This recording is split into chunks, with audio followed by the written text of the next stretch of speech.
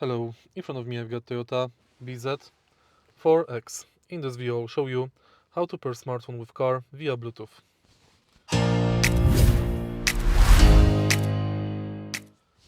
In the beginning, let's go to settings and next go to Bluetooth and devices. Add another device and now on your smartphone go to Bluetooth settings.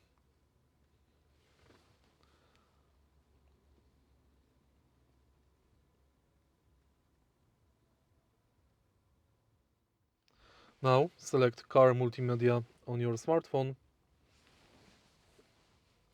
confirm and confirm on the telephone, allow,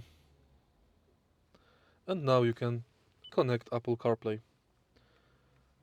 If you find this video helpful, please leave like, comment and subscribe.